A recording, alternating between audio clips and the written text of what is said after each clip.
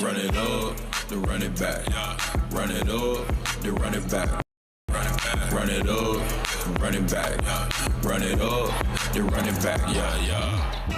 Well, good morning and happy Monday. This is Run It Back coming to you from our respective abodes. I'm Michelle. We got Chandler P. Lou Will there on the end. We're going to have Sam Amick on a little bit later, tell some stories, what's going on in the league.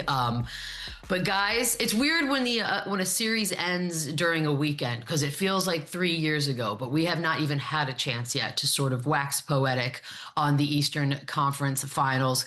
First of all, congratulations to the Indiana Pacers moving on to the finals to face the Thunder. And we're going to get to all things that right now. It was a huge win for the Pacers. 125-108, your final. Pascal Siakam, the MVP of the conference finals there, 31 points, 5 rebounds. Tyrese had 21. Obi Toppin with 18 off the bench. You know he loved this series against his former squad.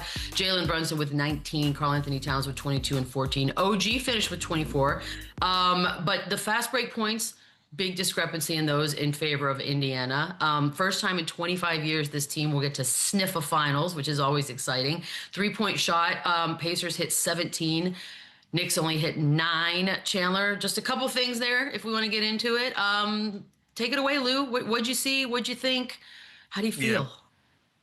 Yeah, first off, congratulations to Indy making it to the finals, and also New York for having a solid season. But all in all, I just thought that Indiana was just intentional.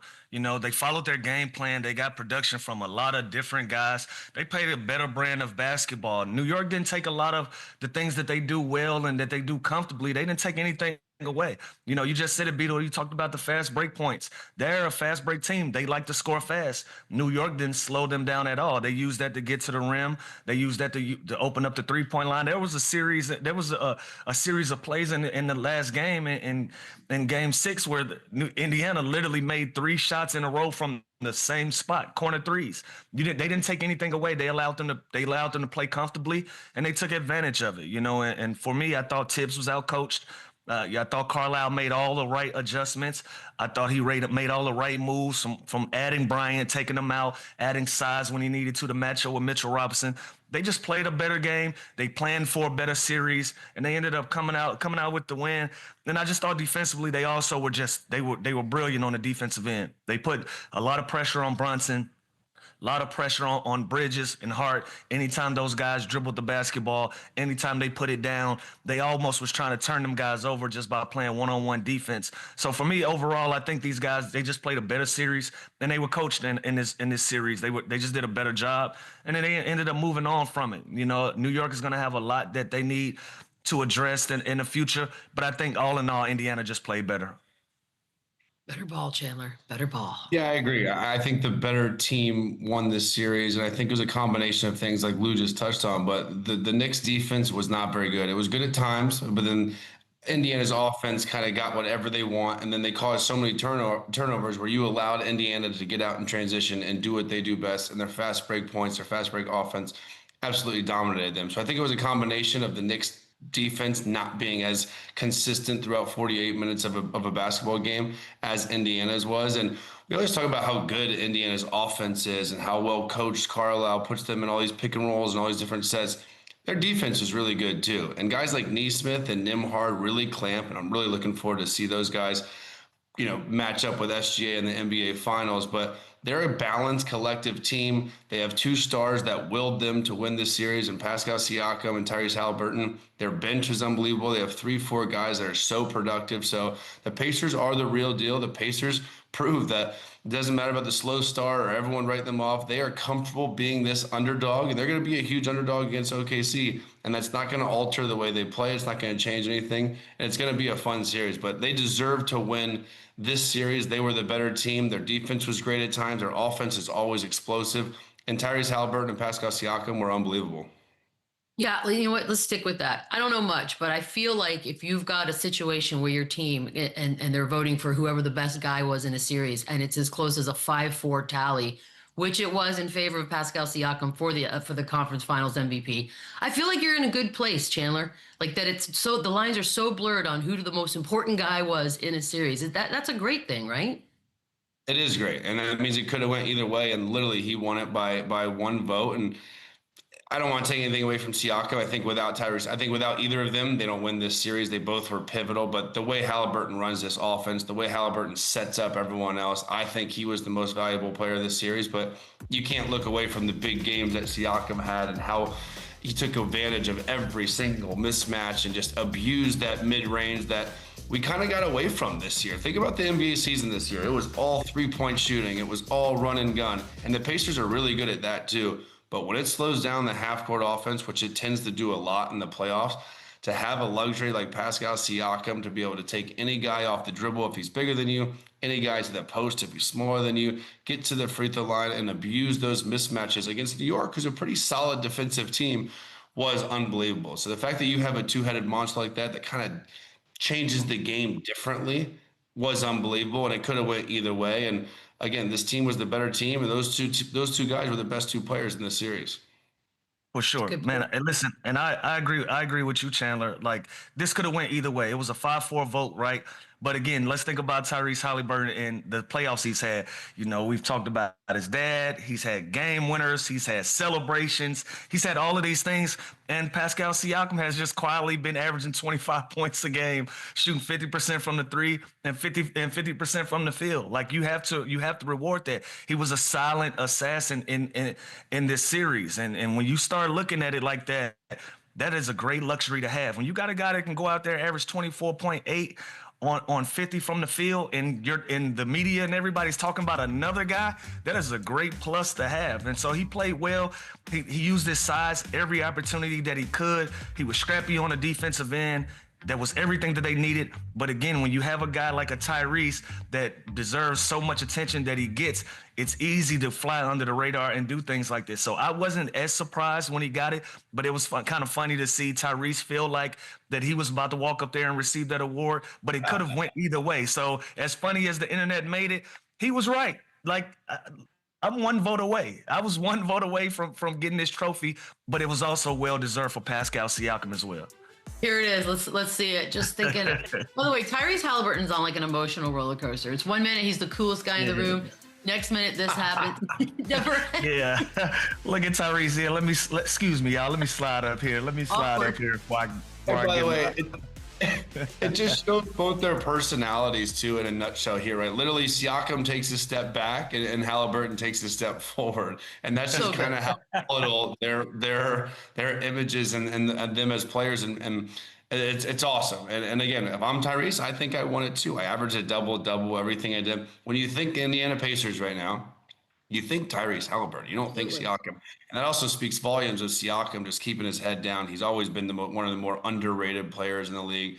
When that list came out about the overrated thing about Tyrese Halliburton, which I think that is officially put to bed, I was just immediately thinking the opposite of how underrated Siakam is. And this just shows you exactly that like he just wins the Eastern Conference, the Larry Bird Award, just flying under the radar, just producing and just putting up numbers, and like 25 and on 52% from the field, 50 from three, like efficient and in ways that we thought the NBA was getting away from too, taking what the defense giving you, not shooting too many threes, but doing it at such a high clip, man. So I was happy to see it. And obviously the internet's going to have their way with Tyrese too, but he could have just as easily won this award.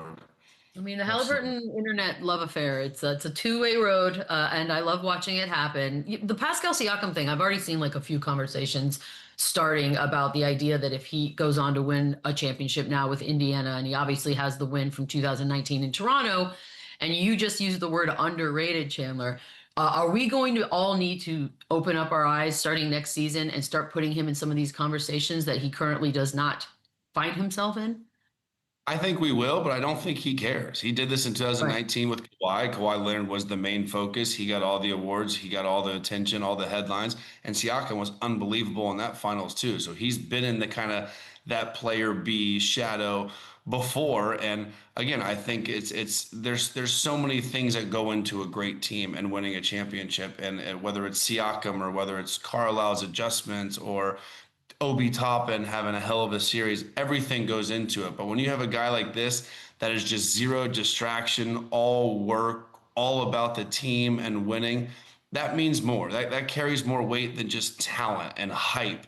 And that's how I think he continues to succeed, is because we don't talk about him as much as we should. We don't see him in national ads. Yeah, he gets paid a lot of money to do what he does, but and you never hear anybody talk about his contract or he makes too much money, because that would be ridiculous. So I think this honestly helps him, helps his image, help his resume as a player, just to continue to fly under the radar and win and be huge reasons why his team wins. So he's used to this. He's used to doing this with Kawhi Leonard in 2019 with the Raptors when they made that magical run. And he's going to do it again this year with the Pacers and as Halliburton as kind of that guy on their team. Kind of a perfect number two, Lou, which is pretty amazing. And now we're looking at duos. And again, we've apologized. We were all wrong. And I am saying the collective we, that we did not give enough attention to the Pacers. Granted, they started out the season slow, but even when these playoffs started, I think this particular duo, for example, none of us had it on our radar. We're looking at Cat and Brunson. We're looking at Brown and Tatum. Yeah, we're looking at Cleveland, everything. And now we look ahead, Lou, as far as next season, when we kick things off and we look at the East in October when it starts up again, they need to be looked at as the best duo in the East, right? Because Tatum's going to be out.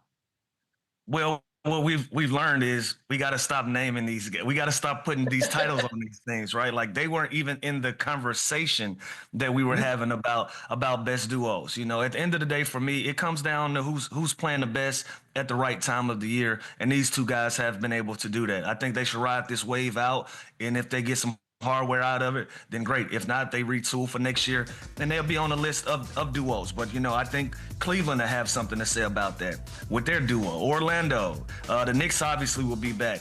You know, I'll even throw the Sixers in there with their guys. You know, it's going to be a lot of top guys and all-star caliber guys that are going to want to put themselves in a position to be talked about and get some redemption. You know, the Celtics are going to want some redemption. The Sixers are going to want some redemption. Let's talk about Cleveland. All of these teams that have been eliminated, they have great duos, but we didn't even talk about these two guys in that conversation. They've done everything that they could possibly do to garner respect, and they've done it. Now, if they come away with a ring, you absolutely have to look at them as one of the best duos in the Eastern Conference as well as the West, because they're about to go against, you know, one of the best duos or trios and also the best individual player in the league. Everybody is going to have something to say about it. But as far as the Eastern Conference go, these guys will be at the top of the list based on what they've been able to do this year.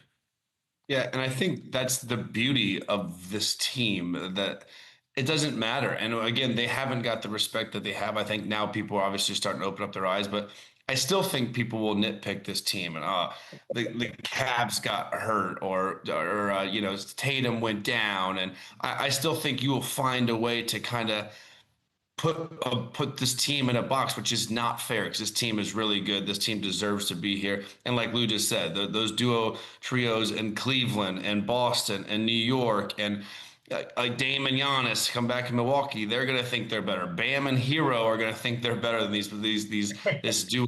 And winning cures all that, and winning shuts up all that noise. And this team has done that. This team is Eastern Conference champs. This team has at least put everybody on notice. But they're still just, whether it's the market, the names, the personality of this kind of this duo and this team, I don't think they'll get the respect that they truly deserve, because this team is really, really good. And again, I know Lou hates a list. We do this all the time. It is tough because there's guys in the gym right now already planning for next year that are already in the gym. So things change. Guys go down. Philly's an interesting one. They're going to be, if they're healthy, they have so much talent. I don't even know who would be the big two, who's going to be, because they have so many pieces. So there's a lot of great players out there. This team is going to fly under the radar, and I don't think they care where we rank them or what we rank them. They're trying to win an NBA championship, which is most important. Always good to be underrated or overlooked. Even being overlooked is probably better. Just want to say we're going to have this conversation, but I just want to do it under protest, because it's started, it's loud, it's going to go on probably for the next few days since we don't have games. The Tibbs watch, whether or not his job is in jeopardy. It's silly, I know, but per The Athletic, he is safe. Now, it doesn't mean that people aren't talking about it or questioning it, or angry Knicks fans are trying to figure out who to blame. He does have a winning record since coming to New York. He's got the backing of the team president, Leon Rose. Look, is there a world in which he even deserves the fact that we're talking about this, Chandler? I think when you have a loss like this, and I think they were the favorite in this series, I think you always look at the coach, what changes we're going to make. And I think his job is safe. I think he deserves to come back. I mean, look at his record just in 5 seasons. Yes, we can nitpick the load management. We can nitpick the depth issues that the Knicks have had, or the overusage rate of a Jalen Brunson, and the injuries that they've had. But that's not fair. At the end of the day, this team went to the Eastern Conference Finals and lost to a team that they arguably thinks that they were better than. So I think they can make some adjustments. I think they need to add some different guys and make some tweaks to that roster. They need to get a true point guard that can kind of offload the usage rate for Jalen Brunson, let him play off the ball more. But I do think Tibbs showed some growth here in this series with going to Shamet, switching up the starting lineup, putting Mitchell Robinson in instead of Josh Hart, using that bench a little bit more than he ever did in the regular season. So again, I know it didn't end the way it did. I know the Knicks fans are unruly and so passionate, but they went to the Eastern Conference Finals. They had a hell of a year. This is with Jalen Brunson missing a big chunk of the season kind of down the stretch. And they put themselves in a great situation for the future with that starting five and that core guys coming back. Yes, they can make adjustments. Yes, they can do some changes to that roster, but they have a team that's capable of defending and winning. They have a team that's, could be great offensively. And I think THIBODEAU, it would be a huge mistake and disservice to fire him and let him go after the success that he's had there in 5 seasons. So I think his job's safe. And again, they just went to the Eastern Conference Finals. Like they're fine. I get it, Lou. This is what we do. I see. Yeah, I see it. I see it slightly different. I'll never campaign for anybody to lose their job. Like that's not really my thing. But what I will say is, like Chandler just mentioned, he finally went to his bench, but that was game 6. It was like it was a little too. It was too late. It was too late. Like you didn't make the adjustments early on in the season. Your guys complained about minutes and how tired they were. Like some of those things were alarming to me. Some of those things were a lot to kind of ignore, especially when you see that these guys go down 6 games in a series that, a lot of people deemed that they thought that they should win based on adjustments, based on minutes played, based on him not going to his bench. All of the things that we've always criticized Tibbs for, these are the things that they lost for. These were the things that ended up costing them in the end. And so I'm not campaigning for him to lose his job, but I would like to see him go into this offseason with a more open mind and adjust and update your software to 2025. Like the game is changing. Guys are changing. How you approach game planning is changing. You got to update this stuff. You got to update it. You can't be as stubborn as you were as a coach. You haven't won a big game. You haven't gotten over that hump yet. You got to start making some adjustments. And so I hope this is the summer where he strengthens his bench. And in strengthening your bench, you actually use these guys. I hope you change some of your in-game adjustments. I hope you look into the totality of the season and not just get into the playoffs when it comes to minutes played and the adjustments that you make. So again, like I said, I'm not campaigning for him to lose his job. I think Tibbs is a great coach, but it's been quite a while since he's gotten over the hump and won them a big game and got them to a championship round or won a championship. You got to kind of take a look at it if you're the New York Knicks, if you're Leon Rose, especially if your players start to come out and start making a little fuss about it. I don't know which way that'll go, but I would leave the door open to make adjustments if he's still going to be there. You got to change and you got to update to how the game is being played now. The only thing I hate the constant turnover. I hate the oh, we lost. We're gonna now just that I agree with you. Like something has to say about the chemistry and the relationships and just the constant leadership of a franchise, which is pretty much the head coach. And the dude's been to the playoffs 5 times. He lost in the first round once. He went to the semis twice and the conference finals once. Like he won 51 wins this year. 51 wins.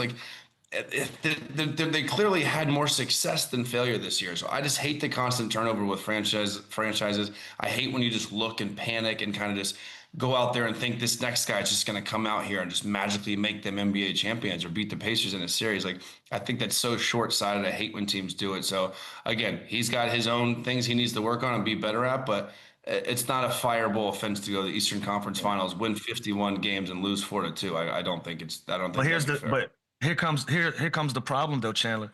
When you do that 5 years in a row, and the problem is a consistent thing, it's the same thing over and over and over, and then you get there and you can't get over the hump based on the consistency of the issues that people have complained about. Your players have publicly complained about your coaching style.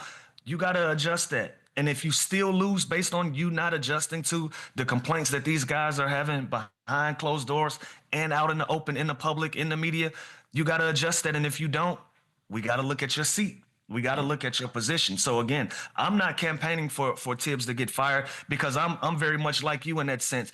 I hate soon as something goes wrong, blow everything up, get everybody out of here. Like, no, I think chemistry is built and it's earned, but at some point, Tibbs has to adjust in his coaching style in order for them to get over the hump. And this is the summer that they start having that conversation. And I totally agree. But think about it. Who did we think was going to win the championship all year this year? It was Boston. And the Knicks beat the brakes off them. So, like, again, let's not with or forget without Tatum, they were winning. They were going to be. They went without. You know why they beat Boston? Because they also were a stubborn team that didn't make adjustments. That is also. They also didn't make adjustments. North of 50 wins, you knock off the team that everybody, and Tatum was healthy when this was happening. So you knock off the team that everybody had as the clear-cut favorite. Yeah, we're not gonna let them use that. Yeah. We can't. Let's not forget about that series and the kind of the teams they knocked off getting this. Yes, they could have been played better in this series, and it hurts to lose and not go to the NBA Finals because I think the outside world still thinks the Knicks were a better team. How did they lose to the Pacers? Got to blame somebody. Let's blame the coach Tibbs. But I think that again, I think that'd be so short-sighted. They all have things to work on. You got to give this dude another chance for the success he's had. Also, let's not forget game one, especially. I mean, it looks almost like the same way that the Boston series looked, like games that they sort of let up on or gave away. And I think the Knicks look back on game one in this series and probably will think that. I know Josh Hart and Mikal Bridges talking about the fact that they gave away games in the series, especially having stolen a couple of games against Boston, if you want to call it that. I don't know, Lou, is there something to having an emotionally charged series against, for example, the team everyone thought was supposed to win it all, or at least be in it, and then having to come off that and face a scrappy, stubborn, tough Pacers squad? Did they let up a little bit, New York? Listen, we are professionals. It is what it is. It is what it is. We just gotta give Indiana credit. They played well. Like, you watch this team play, they were exciting this year, and they played well on both ends of the floor. They earned this. This wasn't given. This wasn't much about New York as it was Indiana to me personally. I think Indiana earned everything that they got. Listen, these guys, TJ McConnell became a household name in this last week. Obi Toppin became a household name this last week. Bryant jumped back on people's radars, gave them good minutes. I learned about Nembhard this year throughout the course of these playoffs. Nesmith, so many different guys that you're not familiar with, they earned their keep. They earned their names. So we can't give that credit to New York. Those guys went out there, they performed, they outplayed them, and I also feel like Carlisle outcoached. And so all of those things, we can sit here and talk about New York and the decisions that they made, the mistakes that they made, yada, yada, et cetera, et cetera. We can go on and on and on. I still feel like from top to bottom, Indiana played and deserved a better series than the New York Knicks did. Yeah, I agree. And I truly think the Pacers won this series more so than the Knicks lost this series. They deserved it. Their star players are better. Their star players are more efficient. Yeah, Carlisle's a hell of a coach. He's one of the best coaches. He's one of the more underrated coaches we've ever seen in the league. He was great in this series. The bench was unbelievable. Obi Toppin going back against his ex-team that got rid. Like, there are so many storylines in this. Nesmith was incredible. So I think you more have to look to the success and just the efficiency in which the Pacers played than the Knicks. And so again, fire who are you gonna bring in? That's gonna I mean, maybe there's someone out there that just got fired from somewhere else, most likely, by the way. So like, clearly another franchise was just unhappy with this guy. You think he's just gonna come in there and sprinkle some dust on the Knicks and make them like win the East? Like, no. Like, so again, I think the Pacers were the better team. I think they deserved to win this series. I don't think that Leon Rose needs to panic and fire Thibodeau, which it sounds like he's not. So it's good. No, and also, Brunson was asked about it after the game, and it could have been a mixture of timing and also his true feelings. But when he was asked about Tibbs and sticking around, he bristled. He was like, "Are you really asking me that?" So I think, Brunson's a Tibbs guy. Nowadays, you have to, though, right? You have to ask that question because it feels I don't fault the question. The coach is fired, a GM is fired, a star players traded. Like, you have to ask that. No, the question has to be asked. I know some people are like, that's a horrible time to answer. Well, that's the job. It's not comfortable all the time. You can't ask about favorite meals before games for every single question. Here's what's going to be interesting. And Kat's in for one, because social media was having a field day with him as well. And per The Athletic, both players on the team and coaches have been frustrated with his defensive habits. And that goes all season long, which is not great to read that, by the way, out loud. And then social media is trading him during the game. So that's where we were on Cat, Chandler. I don't know. If you're the Knicks, what do you do with Cat? How do you look at Cat moving forward? What's the long-term plan?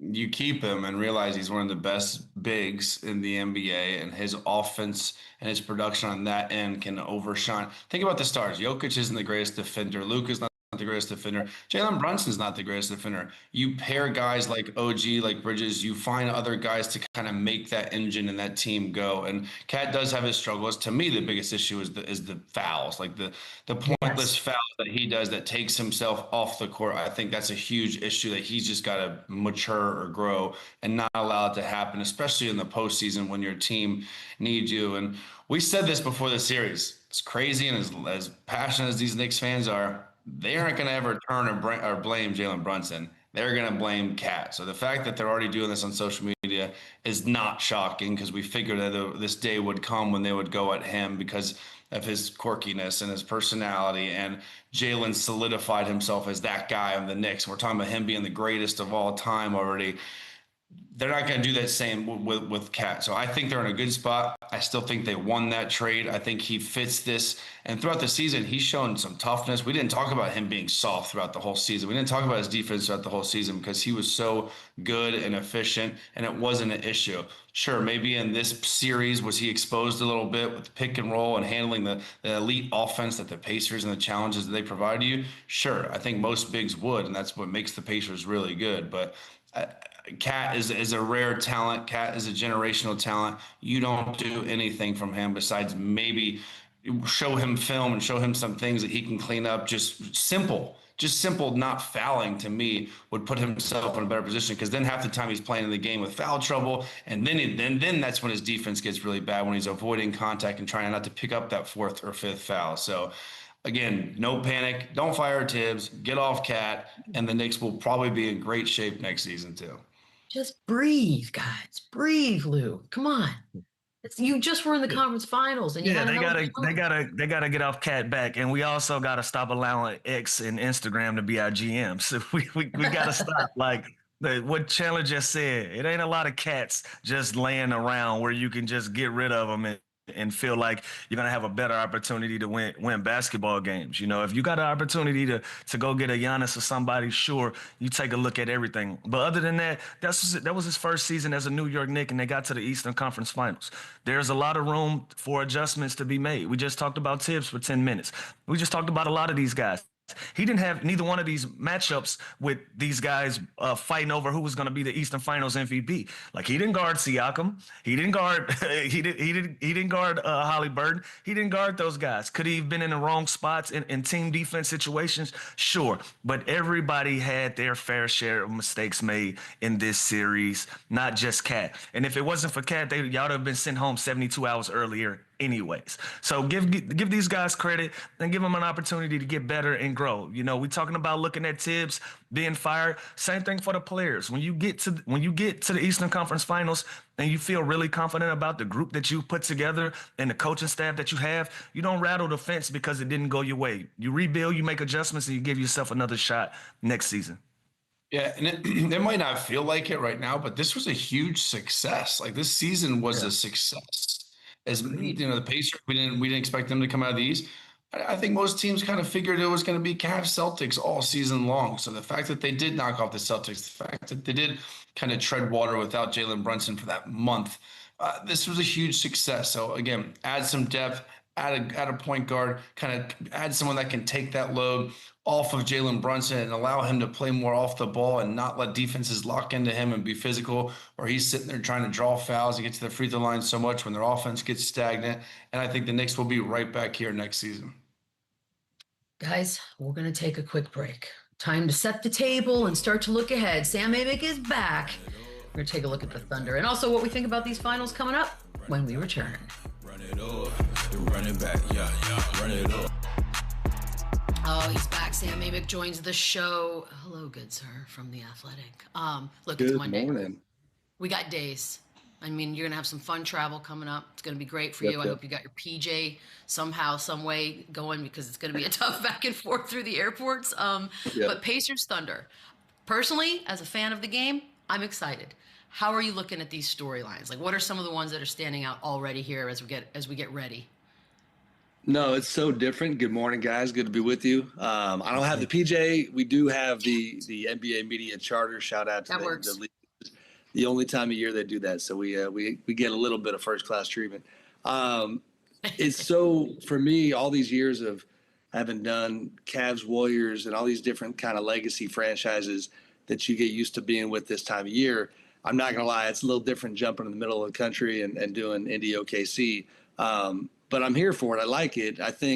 I mean, having been on the West Side and having seen what the Thunder did to Minnesota in the West Finals, it's tough for me to see anybody, beating that squad and to not see, Bricktown having a championship parade here. So I do think the Thunder win this thing in 5-6 games. But I'm also probably falling prey to the thing you guys were just talking about as you broke down Knicks Pacers, which is that no matter how great the Pacers have been, the believe factor, if that makes sense, like continues to lag behind what they are actually doing. I'm amazed by what they've done. I keep thinking back to early regular season. I got to connect with their people when they were 10 and 15 and wrote about them a little bit. And if you would have told me back then we'd be sitting here talking about them in the finals, I would have thought you were nuts.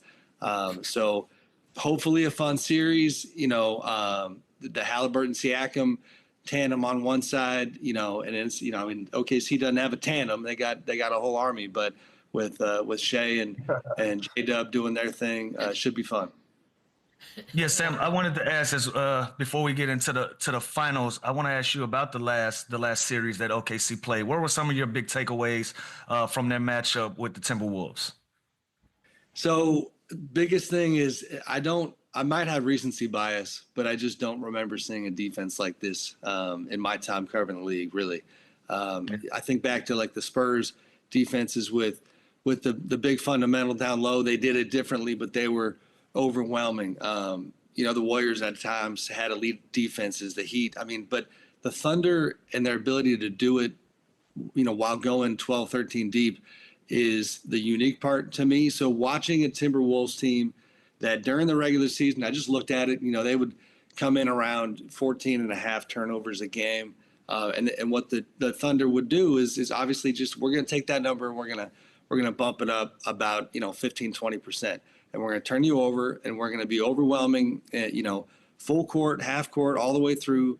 And it's not just the big name guys. We're going to have Case and Wallace coming at you. Obviously, Alex Caruso is a monster. The number of elite defenders they have and the energy that they play with that overwhelms eventually. You would see Minnesota have spurts where, their hope would rise because they were in the game and they felt like they had a shot. But they just didn't have the ability or the roster to compete at that level on the defensive end, all the way through like OKC did. So that's the biggest takeaway. And then Shea just being smooth as heck, like he's not doing it in as spectacular a way as a guy like Anthony Edwards at times, but his consistency far exceeded Ants in that series, and his production was through the roof. So you have that combination of star power, defense, and collective, depth. They're pretty tough to beat. So Sam, when we look back at the Thunder's season, I think we're going to look at that Denver series, and it went 7 games. I remember saying, listen, whoever wins this series, in my opinion, is the NBA champions. And will you look back and say, okay, this was a pivotal moment kind of in their run to that championship, getting to game 7 and playing their best basketball?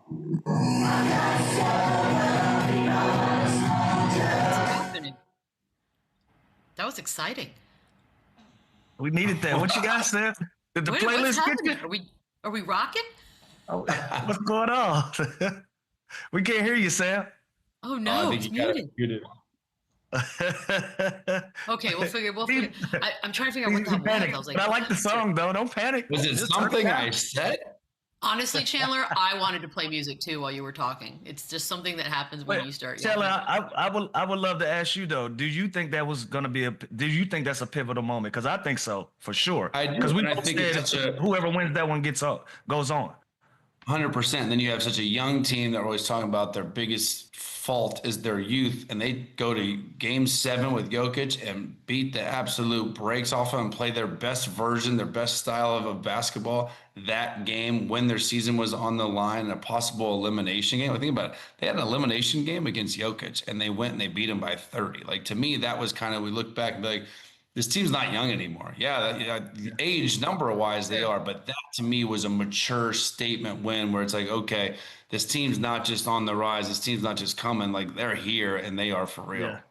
That's what stood out to me. It was like, these are statement wins. Like, we're not young. Take that tag off of us. We belong.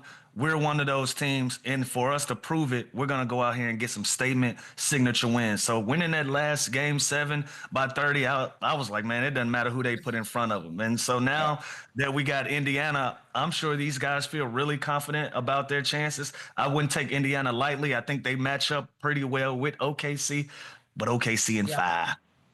In 5. And you know Hold on. No, wait. You're getting way ahead of yourselves. We're Yeah, going to but do that in the you know next what? segment. Well, we came to talk hoop. We came to talk some hoop, Beadle. Let's talk. And at least I don't care that it's small markets. I don't care about everyone's like, oh, this ratings are going to suck. We have one of the best defenses ever against a really good offense. I don't care what market, what city they're in. We have an explosive, great offense going against a very, very good defense. So I think it's going to be actually a really, really fun, great series. I do think obviously Who are we crying for? is the better team and I think they're going to win the championship, but it's going to be fun. Beadle, why Who do are we you have crying your for? laptop? Are we crying Why for do you have TV your network executives with their bonuses and their millions and millions of dollars? No, I ain't crying for them. No, That's all. That's Beadle, all. I got a better question. Why do you have your laptop in your lap right now? What you got Because it's going a on? laptop, Lou. You just answered your own question, didn't you? All right, we're going to take a quick break. On the other side, we'll start the official. Sam just panicked and signed off. Sam just ran away. We love Sam. Run it back, run it up. All right, so we do have 3 days to really kind of get into this very profoundly, but we'll do a little a quick overview. Chandler, I'm gonna start with you as far as what we're looking ahead to in these finals. Give me your biggest storyline. Chandler. I think it's exactly what we just talked about, right? Is this my? Oh no! Oh no! Here we go. Oh no! Are we being hacked? What is going on today? Are we being hacked? Someone check the international hacking lines right now. Okay, there he is. Mondays. Somebody hating on us. Somebody's hating on us. Somebody's hating on running back today. What is going on? Can you see me now? Yes, Perfectly, go man, yes. go. Anywho, I think it's exactly what we just kind of touched on before. I think it's one of the best offenses against one of the best defenses. How can Rick Carlisle continue to make adjustments against this team that can go 12, 13 deep and bring guys like Cason Wallace, like Caruso off the bench? Then they don't lose a step. There's no holes. There's no mismatches. We always talk about going against Oklahoma City Thunder. They'll even provide you a mismatch. They'll put a Caruso on a Siakam and give up size just because they're so athletic. They get in the gaps. They play aggressive. They'll just trap you at half court. I'm interested to see, Lou Dort and Cason Wallace, these guys picking up Halliburton 94 feet. So I think to me, again, I don't care about the market. I don't care about the ratings. I think this is two really good teams that do completely different things. So when you look at a really good offense, really good defense, I think it's going to be kind of the clash of the Titans here. And obviously the Thunder aren't just a good defensive team. They have the MVP. They have a lot of talent. They can score the basketball just as good as anybody. They're the heavy favorites, but I think actually this is going to make for a hell of a series. And I think we'll see kind of what style, comes out on top. That's the direction. That's the direction that I'm going into. Biggest storyline for me, small markets are fun. Let's get over that part, and the ratings will be just fine. Both of these teams play exciting brands of basketball. This is going to be fun. I look forward watching this. I'm excited about this matchup. I think both teams play defense at a high level. They can score at a high level. They both score in bunches. They got a bunch of energy guys. There's a ton of talent that's going to be on the floor. I'm really excited about this NBA Finals matchup. So if you're not going to tune into this one, you're doing yourself a disservice if you're worried about what market that they're in. I think this is going to be a great matchup. I think both of these teams have great fan bases. All of their home games are going to be lit. It's going to be up. I'm excited for this matchup. I love this Think about it. year. We have a historic defense against an offense that's clicking on all cylinders. We have a bench in OKC that we've praised all year long. Now we have a bench in the Indiana who's kind of played better than everyone else in the playoffs with Toppin and Matherin and McConnell. We have a young guard in Halliburton who's kind of picks defenses apart. And now you got a Lou Dort and Casey Wallace and Caruso that are kind of, that's what they do, is kind of stop guys like that. So again, I'm with Lou. I think it's going to be a hell of a series, and I'm looking forward to it. I know. Remember all the whining and crying people had about, superstar teams and big threes, and we hate this or whatever. Okay, you finally get something different, fresh blood. And now Mike in Kentucky, who doesn't even work in media, is going to tell me about the ratings are going to be down. Just stop. That's why we gotta stop listening to Mike in Kentucky. That's why they separated us. That's why they separated everybody in school. Everybody wasn't meant to have conversations with each other. You got regular classes and you got the AP classes. Everybody's not meant to be in the same classroom and have the same conversations. But no, this is going to be fun. There's not a shortage of storylines in this thing. Like Chandler just said, you got the bench stories. Both benches are successful. You got two up and coming superstars per se that we spoke about. One of those guys are going to have the chance to get their first ring, their first crack at leveling up and putting a notch on their careers. When we go to All-Star Weekend and the guys have their war medals, one of our young stars is going to have a new war medal. Pascal Siakam has an opportunity to go get his second war medal. So these are going to be exciting times, man. And again, if Mike in Kentucky, hey, Mike, all the Mikes in Kentucky, if y'all don't want to see this matchup, you're doing yourself a disservice. This is going to be some good basketball. Now, I did say that OKC in 5, but I'm also telling you, I'm not rooting against my little brother. It is what it is. I am an SGA guy. That is somebody that I've had somewhat of an imprint on his career. I want to see this thing through. I love James Johnson on the other side. That's also my brother, pots and pans. But I got to root for my little brother on this one. I mean, if it goes 7, though, that's fine too. This is a weird one, Lou, because I genuinely don't. Maybe I'm being naive. But when I ask you this, which player in this entire series would be feeling the most pressure? I kind of feel like who's feeling pressure, but I'm going to say the uncomfortable thing. I don't think anybody is under pressure. Fair enough. Okay. Nobody thought that Shea was even supposed to be the MVP. Nobody thought that Indiana was even going to be here. I don't think we don't have a legacy act in this NBA Finals. Usually when we talk about pressure and guys that got to make it happen, you're looking at a legacy piece. If Shea gets this one and he's back next year, then there's pressure on him. If Tyrese gets this one and he's back next year, then there will be pressure. These guys are building legacy. They haven't established legacy yet. I don't think there's pressure on anybody involved in this whole thing. That's why I think this is a great time for NBA fans to just enjoy a really good series of basketball on both sides. Somebody is gonna do something special in these NBA Finals. We don't know who it's going to be. We can sway it anyway, but there is going to be history made in this NBA Finals, and that's what I love about it this year. So I'm going to go out on a limb and say I don't feel any of these guys should feel pressure. I think we should just enjoy the basketball and enjoy the outcome of it. Pressure-free. I got to disagree with Lou here. I think there's no pressure on the Indiana Pacers, right? Like, they have zero pressure. No one expects them to be here. There's got to be some sort of pressure on SGA, not like in general, but you are the MVP. You're the best player on the best team. You are heavy favorites in this finals. Go finish the job. If they lose, no one's going to look at Chet. No one's going to look at Jalen Williams. No one's going to look at young Mark Daigneault. They're going to look at the MVP. So I think if you're looking at a guy with pressure, it's got to be the best player in the series, and that is SGA. So there's no pressure on the Pacers. No one thought they were going to be here. They kind of flew under the radar, small market. No one talks about them. Everyone thought it was going to be the big bad Celtics or the Cavs or then even the Knicks. Now the Pacers are here. I don't think there's any pressure on them at all. I think they are playing free. I think they're playing comfortable. Carlisle's been there before, so I think that is a slight advantage for him that he's been to the mountaintop. He's won a championship before. So I think, to me, if there is any pressure at all, it's got to be on the MVP, which is SGA. Yeah. Yeah, Can I and ask you a even question, that, though, Chandler? But even still with that, we both said that whoever comes out of the Denver OKC series, that's who's going to go to the finals, and that's who we thought that were going to win the finals. It wasn't even a clear-cut thing. You know, like we still had the training wheels on them a little bit. You know, so I agree with you. If anybody is going to be SGA, because he is the MVP and he is the Western Conference Finals MVP, but still, I think all of these guys have a fresh slate of falling short if they do. Yeah. You know what? Well, And we know where you look at this. I think you look at the setup of their team, right, and their franchise, and let's say they do lose this finals. I think we still think in the back of your head they'll be back next year. You know what I mean? Sorry about this Wi-Fi. I don't know what's going on. I don't. So there's pressure to win because they're the best team, and they are heavy favorites. They're 9.5, 10-point favorites in game one. Like they're big time favorites, but there is light at the end of the tunnel. There is there's always next year with how Sam Presti has set this team up for the future. Like they're not going anywhere, whether they win this NBA Finals or not.